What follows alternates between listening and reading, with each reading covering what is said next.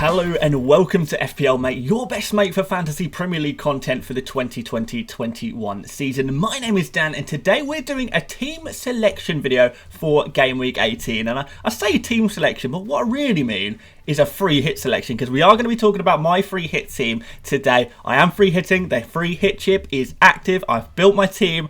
We're going to talk about it a little bit very shortly. We're also going to have a look at how I got on last week.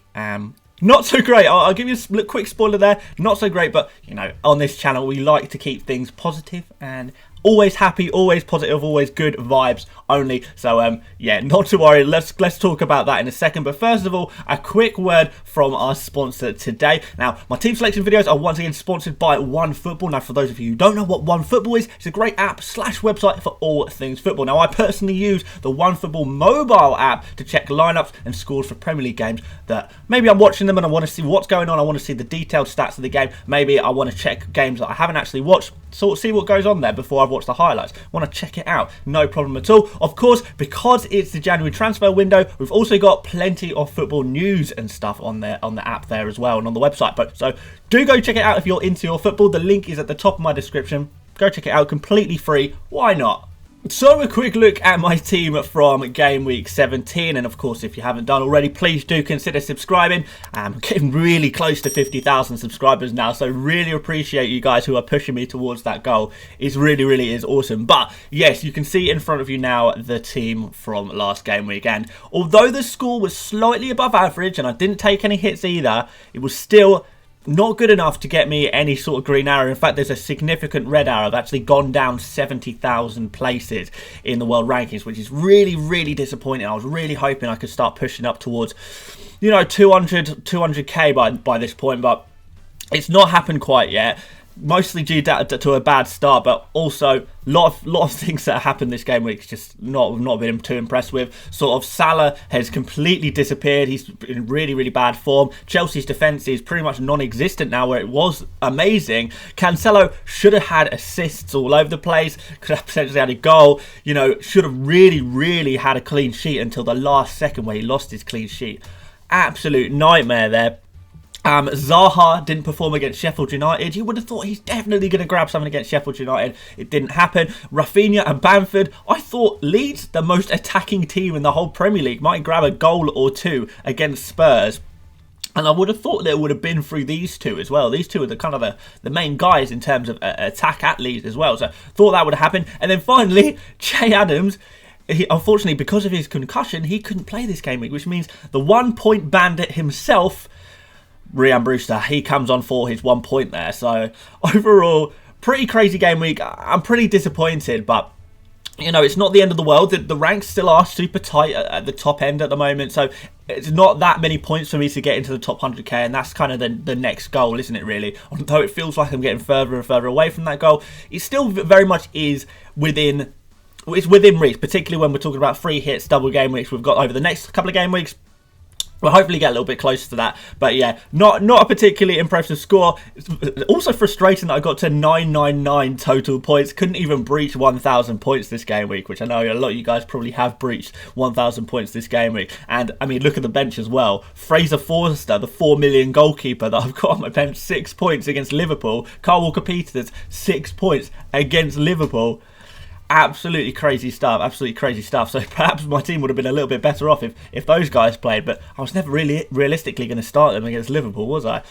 But there you go, just one of those things. We try and be positive, we move on. It's still super tight. The next 2 game weeks are really big, and you know, if the next couple of game weeks go badly, then okay, perhaps I might start feeling a little bit down in the dumps, but for now I'm going to remain pretty positive. But guys, I'm not going to talk too much about last week's team, because I know you guys are probably here for one reason only, and that's to see how I've set up for my own personal free hit team. And yeah, so I think we should just go ahead and check that one out. So you've seen my template team that I put out a couple of days ago. That was a pretty safe team, pretty well structured and cheap team as well. This one's a little bit riskier. It's obviously using my personal budget, so I don't know if you guys will be able to afford this. Maybe you will. Maybe you'll be able to afford an even better team than this. You never know. But I'm going to take you through it how I'm setting up personally for Game Week 18 on my active free hit. Super exciting, by the way. My favourite chip is the free hit. I absolutely love it because you just go crazy all week and just make loads of changes and just enjoy making a really, really nice team for one game week only, risk-free. Everything goes back to normal next game week. So exciting. So anyway, let's start off in goal with Darlow. I spoke a little bit about Darlow before. He's making a lot of saves. He's the third highest saves of any goalkeeper in the Premier League right now. And he's up against Sheffield United, the team who just doesn't really know how to score. They've really got, that poor attack there. So you would expect that you could probably keep a clean sheet relatively easily against Sheffield United, right? And with the advantage that maybe they receive quite a few shots, Newcastle, maybe a few shots outside the box and stuff like that, half chances, easy saves for Darlow, keep a clean sheet and get a couple of saves. Newcastle, a team that's not realistically going to beat Sheffield United by a lot of goals. This is going to be a kind of a 1-0, 2-0 tops, which means if it's only a couple of goals scored, bonus points may very well fall to defenders / goalkeepers, assuming Darlow makes a couple of saves. He might be on for some bonus points as well. So it could actually end up being quite a nice score for Darlow, provided the clean sheet is there and the game is fairly low scoring. And I think that's fairly realistic that could happen. Now, I'm not sure how this game is going to go. I know it's going to be a low scoring game. Sheffield United probably have a slight less chance of keeping a clean sheet against Newcastle than the other way around, but it could definitely happen. So expecting a low scoring game, hoping for a low scoring game, and let's see how many points Darlow can get in that one. So moving on into defence, and we're starting off with Cancelo, my absolute favourite. The conspiracy against Cancelo that no one will finish off the chance he creates. I actually got a comment on last videos saying maybe it's because Cancelo is not that good at crossing, not that good at passing, and that's why his teammates aren't finishing off his chances that he's creating. That's not the case at all. Honestly, just watch the guy. Watch a full game of Manchester City and just focus on Cancelo, which is pretty much what I do every single time I watch Man City. He is really good. He's super, super attacking. He plays pretty much as a midfielder, and his delivery is really, really good as well. It's just been a little bit unlucky that perhaps the Manchester City guys have not been finishing off their chances, which kind of has been the story of the last couple of game weeks, up until this game against Chelsea, where a little bit more clinical from Manchester City. So trust me guys, it's a matter of time before Cancelo gets a clean sheet, a goal and an assist all in the same game, and it's going to be like an 18-pointer, and it's going to be insane. It is literally waiting to happen. Maybe it happens this week. I'm definitely going to bet on that one. So Cancelo stays in my team. We're going to double up there with Diaz. I really, really like this fixture. I really like this Man City defence. Out of all of the games that are playing right now, there is a huge chance that Man City get the clean sheet. In fact, I will bet on Manchester City getting the clean sheet over any other team in this game week. There's going to be a couple of clean sheets surely somewhere. If it's somewhere, it's got to be this team. Man City have just been so good in defence. So doubling up here on Manchester City's defence. That's 12 points between them guaranteed. Then we're talking bonus, Cancelo's potential attacking returns. Diaz, potential attacking returns, sort of corner headers and stuff like that. He has got that in his locker, So it's only a matter of time before we do see that happen as well. So could be really nice. I'm really happy with this double up. These are the two defenders that are probably the most nailed on in this Manchester City side. And you will probably say, okay, there's a risk of rotation. There's always going to be a slight risk, but if you're picking two defenders, these two are the most nailed on. They're most likely to start in this game against Brighton. Brighton, not sure they're going to score too many against Manchester City. I just can't see it happening. I really do back a clean sheet here. So this is the double up I'm going for. I think it looks really, really, really nice. So let's complete the defence with Kieran Tierney. And honestly, as an Arsenal fan, completely neglecting Arsenal all season because I genuinely feel like Arsenal have just not been worth going in on in FPL. And now we got an opportunity to bring in some Arsenal players, so really, really happy with that. I promise you that this Kieran Tierney shout is not knee-jerk. I know it sounds knee-jerk because obviously he got a really, really high score in Game Week 17, but actually he's been looking pretty good for a little while now. Sort of past 5 game weeks, he's creating the most chances of any player at Arsenal.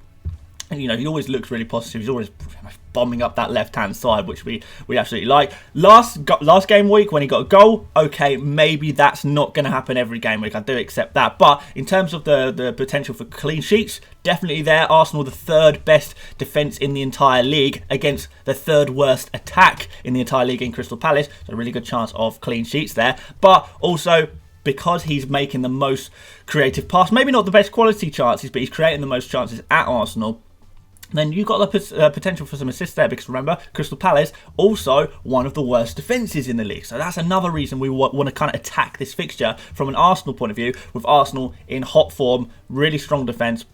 We can perhaps see where we're going to go on the attack as well, but we'll talk about that very briefly. But for now, we'll move on into midfield with Kevin De Bruyne. I mean, how could I not put him in, really? He's just...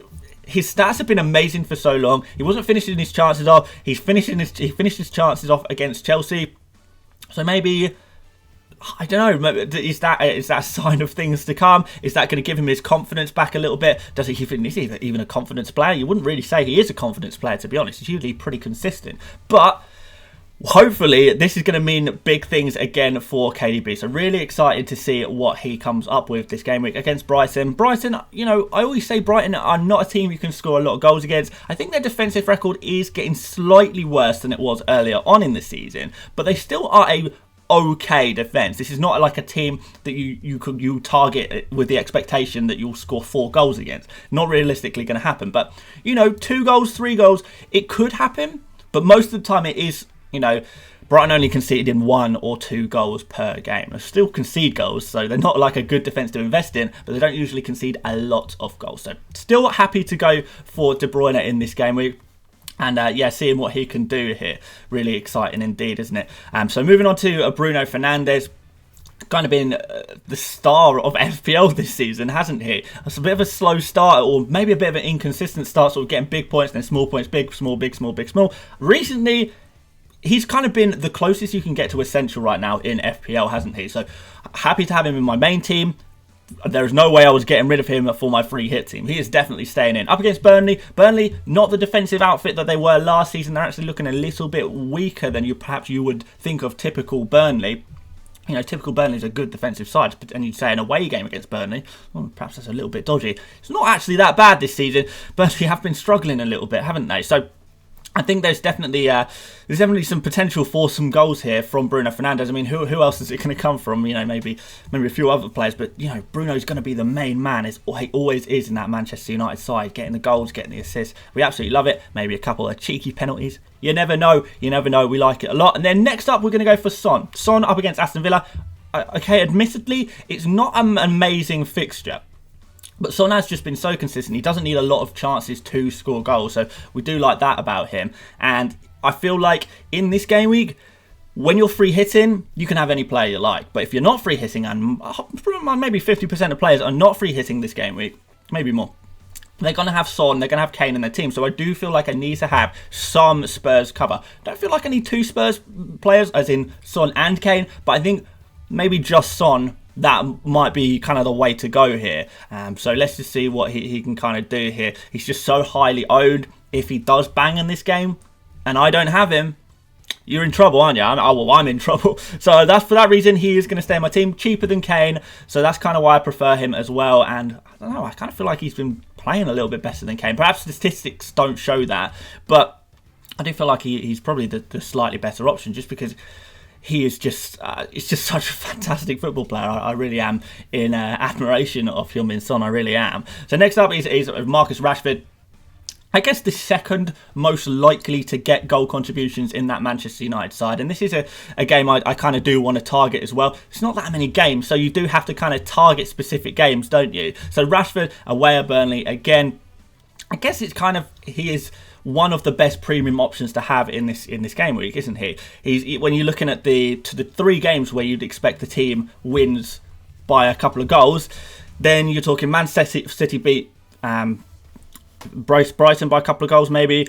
United beat Burnley by a couple of goals, and then Arsenal probably beat Crystal Palace by a couple of goals. That's probably the 3 fixtures, isn't it? So those are the 3 teams you kind of want to be targeting for your attacking players as well. Now, I know I've gone double in Man City's defence because I rate their defence the highest. It means I'm going to have to sort of go in a little bit more on the Manchester United and the Arsenal attack, and that's exactly what I'm doing. And Rashford is quite simply my second favourite Manchester United attacker. He is statistically the second best Manchester United attacker, so it just makes sense to go for him. It really is as simple as that. And we're going to complete the midfield with Bukayo Saka. 5.3 million is just such an enabling budget that allows me to spend all this money on, you know, all these premium players. I mean, that we would arguably say that's a pretty premium defence. There's 4 premium midfielders there. Maybe you call Rashford a mid-tier, but he's probably a premium, to be fair. So I can spend all of this money because I have players like Saka there. 5.3 million for... Okay, I said Tierney's the most creative player, creating the most chances for Arsenal. Saka is almost at Tierney's level, but he's creating higher quality chances.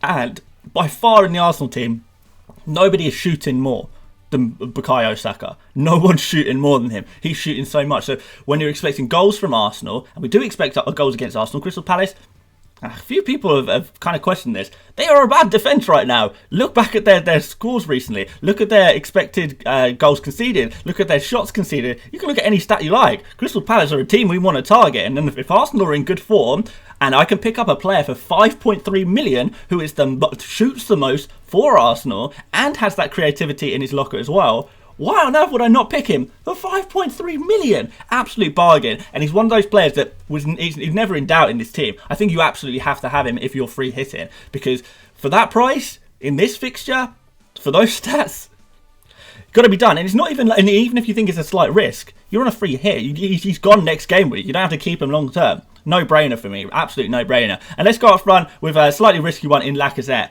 Probably, yeah, this is probably a risky one. And this is why I didn't put Lacazette in my free hit template for you guys to use. Just because Lacazette is kind of like, nah, he's Lacazette, isn't he? But the numbers tell a good story. He scored 4 goals in his last 3 games, for example. That's pretty intense, isn't it? Again, we're talking about Crystal Palace, one of the worst defences right now in the league. So there's going to be goals for Arsenal. Hopefully. The stats tell you there'll be goals for Arsenal. And if there's going to be goals, Saka obviously shooting the most, Lacazette scoring the most at the moment, scoring the most goals, always in the right areas, isn't he? He's like a real clinical finisher. And he's like a nice little poacher. I've always quite liked Lacazette. I think he's a really good player, but you know, he just goes. He's proper streaky. He just goes off the boil for long periods of time. But right now, he's in a cracking form, and unless his form suddenly turns this game week, you would expect his form to continue, and I would expect a goal from Lacazette, even more so than I expect a goal from Saka. Really do think Lacazette is the most likely to score in this game. Like, full stop. Aubameyang, I still prefer Lacazette. Genuinely, I really do. Even if they were the same price, I think I would still go for Lacazette over Aubameyang. That's the seriousness of the situation, because the numbers look good. He's scoring goals. He's in good form.